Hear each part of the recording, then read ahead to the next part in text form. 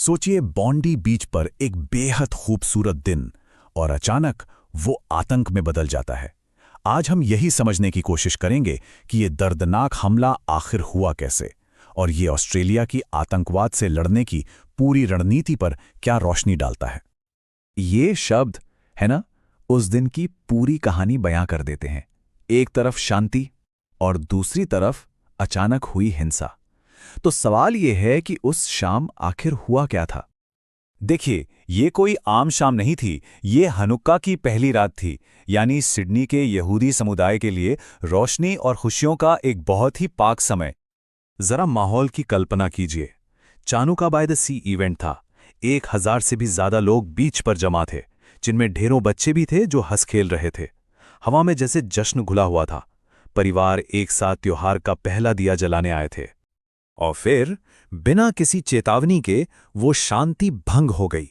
गोलियों की आवाज ने जश्न के संगीत को चीख पुकार में बदल दिया।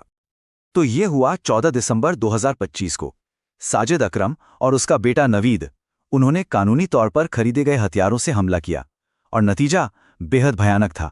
15 लोगों की जान चली गई और 40 लोग घायल हुए। सारा फ्राइडमैन जैसे चश्मदीदों के शब्द हमें उस दहशत के बिल्कुल बीच में ले जाते हैं। ये सिर्फ नंबर नहीं थे, ये उन बच्चों और परिवारों की कहानी थी जो अपनी जान बचाने के लिए भाग रहे थे। लेकिन ये हमला कोई अकेली घटना नहीं थी। असल में ये एक बड़ी और कहीं ज्यादा पेचीदा चुनौती का हिस्सा है जिसका सामना आज ऑस्ट्रेलिया कर रहा है।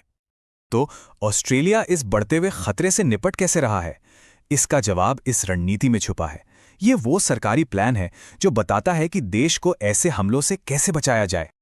सरकार ने इस मामले में बिल्कुल साफ रुख अपनाया। प्रधानमंत्री ने इसे आतंकवाद और यहूदी विरोध का एक क्रूर काम बताया, जिससे हमले के पीछे की नफरत भरी सोच पर कोई शक नहीं रह गया। अच्छा, इस रणनीति को समझने के लिए कुछ शब्दों को जानना बहुत जरूरी है। पहला है हिंसक उग्रवाद। इसका सीधा सा मतलब है किसी भी सामाजिक या राजनीतिक लक्ष्य को पाने के लिए हिंसा का इस्तेमाल करना। और ये परिभाषा तो और भी खास है। वैचारिक रूप से प्रेरित हिंसक उग्रवाद सीधे सीधे बॉन्डी जैसे हमलों की बात करता है, जहां हिंसा किसी खास राजनीतिक या नस्लवादी विचारधारा से जन्म लेती है। अब ये आंकड़ा देखिए, ये सच में चौंकाने वाला है। 7 अक्टूबर 2023 के बाद से यहूदी विरोधी घटनाओं में 5 गुना, जी हां 5 गुना की बढ़ोतरी हुई है। ये दिखाता है कि नफरत का माहौल किस तेजी से बढ़ रहा था और बॉन्डी हमला इसी माहौल में हुआ। तो सरकार इस बढ़ते खतरे से कैसे निपट रही है? उनकी रणनीति सिर्फ जवाबी कार्रवाई करने के बारे में नहीं है, बल्कि ये एक पहले से तैयार कई परतों वाली योजना है जिसे समस्या की जड़ तक पहुंचने के लिए बनाया गया है। ये रणनीति खतरों को 2 हिस्सों में बांटकर देखती है। एक तरफ है स्थायी खतरे, जैसे कि पहले से मौजूद आतंकवादी संगठन, और दूसरी तरफ हैं उभरती चुनौतियां, जैसे ऑनलाइन कट्टरता और युवाओं का उग्रवाद की तरफ खिंचना। सरकार की पूरी रणनीति इन 5 मुख्य पिलर्स पर टिकी है: हमलों को होने से रोकना, युवाओं को बचाना, ऑनलाइन नफरत को कम करना, मौजूदा खतरों को मैनेज करना और आपसी सहयोग को मजबूत करना।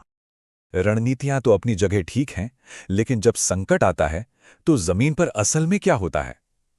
चलिए अब समुदाय की भूमिका पर नजर डालते हैं, सरकारी सलाह से लेकर आम लोगों के हैरत अंगेज साहस तक। सरकार की सलाह बहुत सीधी और साफ है। भागो, छिपो, बताओ। मतलब अगर भाग सकते हो तो भागो, नहीं तो छिप जाओ, और जब सुरक्षित महसूस करो तो अधिकारियों को जरूर बताओ। ये एक बहुत जरूरी प्रोटोकॉल है जो जाने बचाने के लिए बनाया गया है। लेकिन बॉन्डी में सरकारी प्रोटोकॉल से भी पहले कुछ कमाल का हुआ।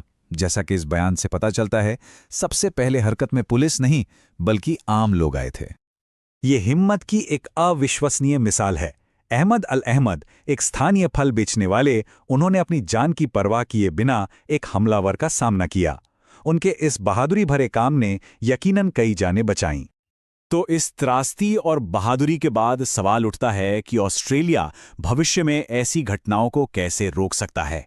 रणनीति का आखिरी हिस्सा इसी बात पर जोर देता है कि कैसे पूरा समुदाय मिलकर इसका हल निकाल सकता है। तो ये है एक्शन प्लान।